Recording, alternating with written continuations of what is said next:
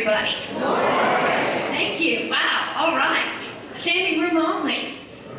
I heard that there was a waiting list to get in. We got to think about this because there shouldn't be anybody that we say no to for what is, I think, a highlight, excuse me, of recovery for the year. I see the smiles.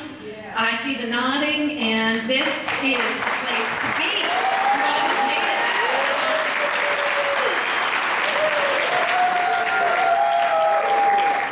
All right, so I'm off to a little bit of a difficult start here, though. So thank you for the generous comments. You've set the bar way too high. I can't live up to Joel and Sherry, what you've described. Also, a few other things. A remarkable story. Yeah. Yeah.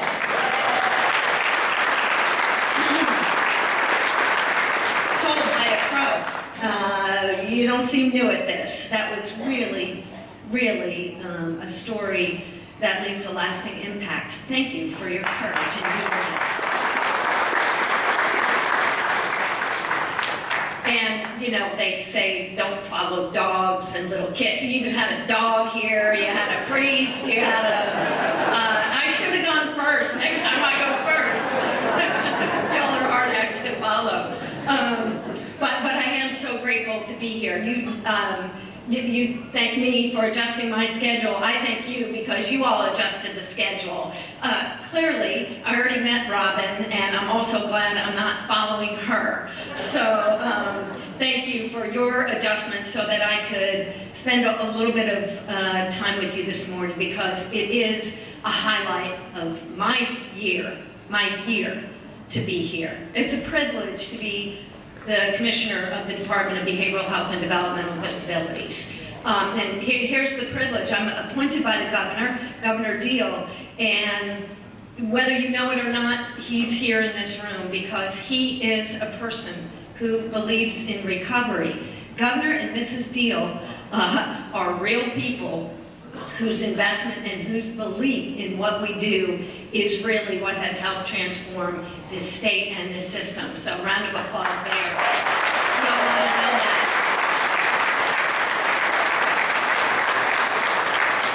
And that matters. I work really for someone who truly, and he has a staff that believes in recovery, and that matters for what we're all trying to accomplish together.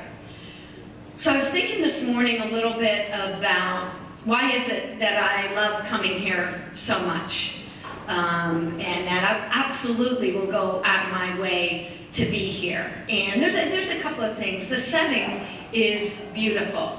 Every year I sneak into that little chapel. Yeah. Y'all been in there? Yeah. Maybe I'll see you there next time, I hope. It's just, it's humbling. It's a beautiful and humbling place to be. But really what I like most about being here is being with all of you.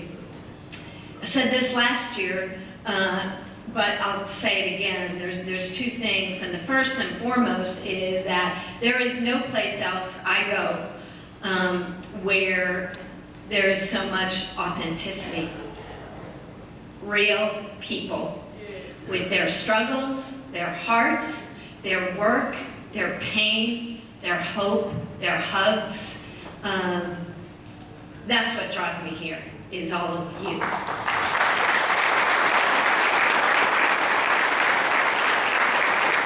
And when I say authentic, I truly believe that this is a place that if I had a giant wedge of spinach right between my two front teeth, y'all would tell me. I got a lot of people that wouldn't tell me, and y'all would tell me, and I deeply appreciate that. So I don't think I do this morning, I checked. But one of the other things, I'm really proud to be from Georgia. You heard from two people already this morning, dear friends and colleagues, Joel Slack and Sherry Jenkins Tucker, who are champions in the world of recovery and storytelling. Sherry, you said it right. It's not just, this ain't just homegrown here. This is for real. When I get together once a year with commissioners, so there's a commissioner in every state, and when I get together, they ask me about two things in particular when they hear that I'm from Georgia. They ask about our agreement, our settlement agreement with the Department of Justice, which really I don't want to talk about anymore. The other thing they ask me about is our peer movement and recovery, and that I do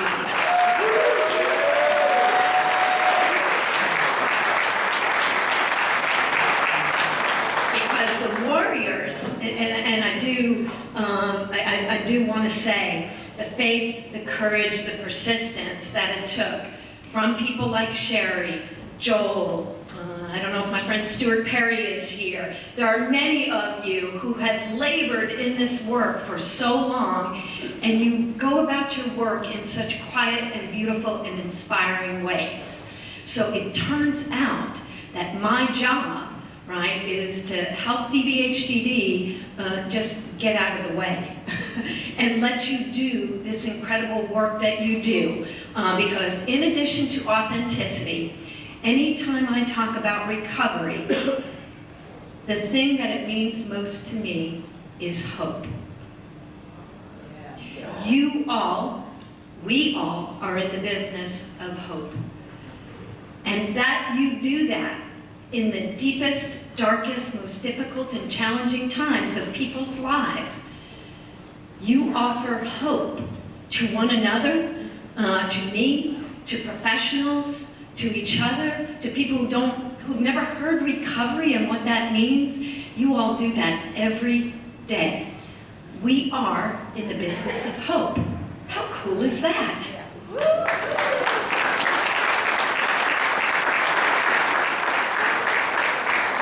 And what I want you to know is that people are starting to pay attention that hope and recovery and the peer movement is something that needs to be infused everywhere in healthcare. Do you all know this? Yes. That you and we are at the leading edge. And it's because of the work that you've done and the way that you've done it that people are starting to say, what is that magic? How do we bottle it up? How do we make it a part of the overall healthcare experience? And you know who's the experts in that? You are. So, yes. Do you know this? You're expert at it. You've done it. Sometimes you've been paid for it, sometimes you haven't. You've done it because it's what your heart is and because you were in the business of hope before it was cool to be in the business of hope. But here's the good news, okay? The good news is it is becoming more and more cool, important, and noteworthy to be in the business of hope. So today, I want to tell you one thing and I want to ask you one thing, okay? What I want to tell you about is under the leadership of Tony Sanchez. Where are you, Tony? There's Tony.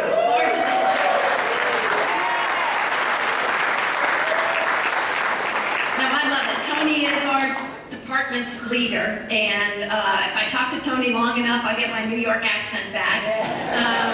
But everybody feels like they're from New York in a good way when they talk to Tony, because it's all about bringing people together. I want to honor Tony's leadership. He's got a great partner in the department, right? And that's Wendy Tigreen. Wendy, you're here, yes? Yes. So, and this, you need to know, this is what DBHDD needs to help you and we do. Tony carries the heart of hope. Wendy does too, but what she's also really good at is figuring out how to make the business of hope work. And that's why having both of them together here is what enables our support of the work that you all do. So here's what I want to tell you, okay? It's time. We are the best in Georgia. We were the leaders at this.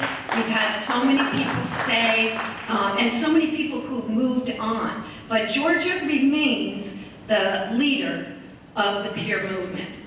But y'all ought to know what happens anytime you get good at something, right? You cannot stand still. And that's what I'm going to challenge us with a little bit today, because it is time to raise our game. I already know you're working hard. I can't believe how many CPSs are in the room. That is remarkable. Remarkable. But we can't sit in the comfort that people still recognize Georgia as the leader, because there's more work to do.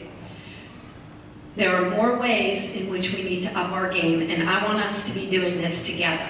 So let me tell you first about something that DBHDD is doing that I think is really, really important.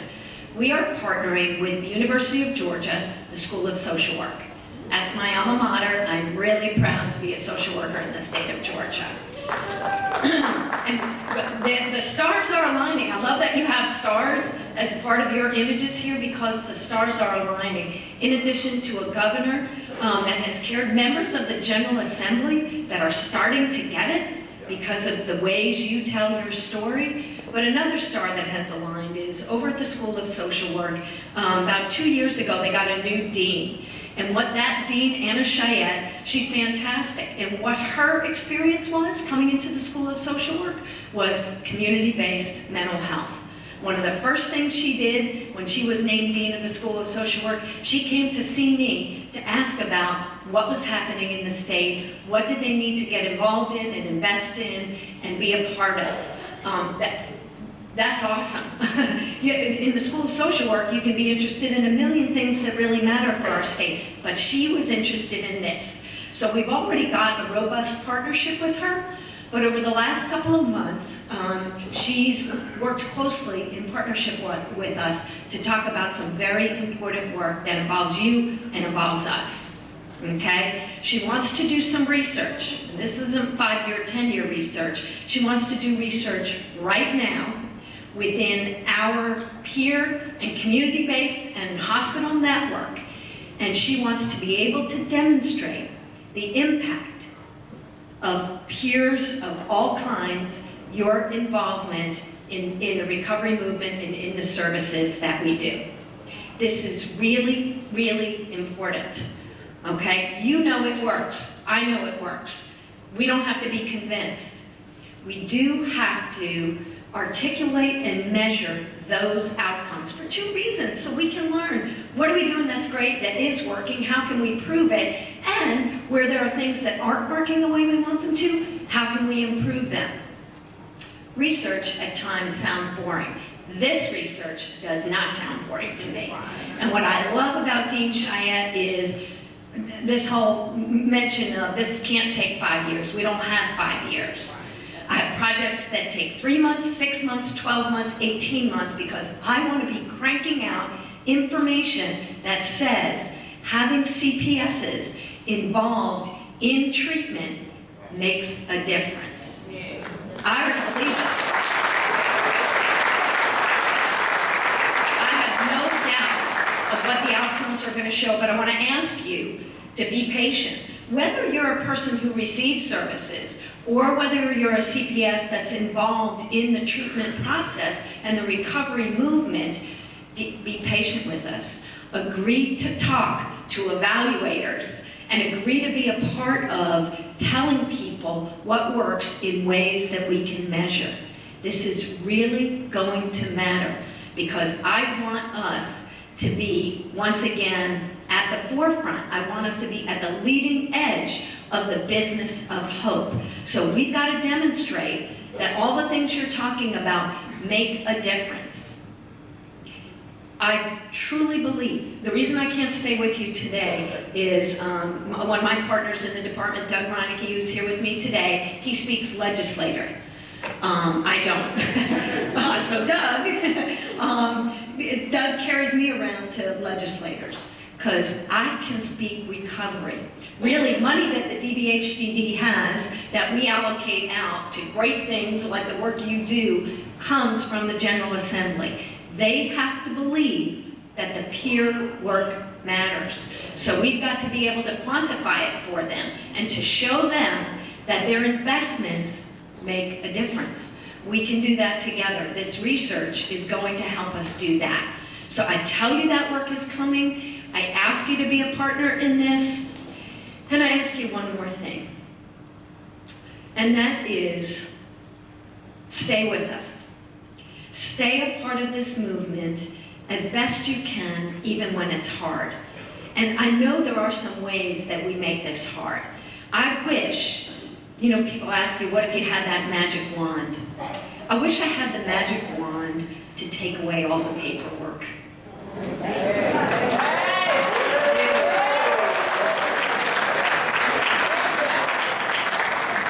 don't have it. I'm sorry. I wish I did. But I hear you, and I hear the importance of the best skill that you have is the hope work that you do. I know that. But stay with us. Help us make that administrative part better. That's what we can do. In healthcare now, one of my older sisters is a physical therapist, and she got all the patients in the family. She's amazing at what she does. She's on her third job in the last 3 years because she hates the paperwork. We had a conversation not long ago, though, and what's clear to her needs to be clear to all of us. There isn't any more job in healthcare that you can go to that doesn't involve some sort of recording of what it is you're doing. We've got to do that. Let's make that better together. I commit that we'll keep listening to you about how to make it better, as long as you recognize I can't make it go away. Because all of that work that you do to write down, to take notes, to make it clear, really will help lead us to the outcomes that truly make a difference. I already know that. I promise you, you don't have to sell me on that. But we've got to have this information because there are non-believers out there. And I intend to talk to any one of them and tell them this works. But we've got to be together on how do we have a system that tracks and measures and makes clear that the involvement of peers and the business of hope is real. I'll make my commitment on my end that I will continue to say that if you all will continue to partner with us. Don't let that scare you away from the work. We need you. We really, really need you.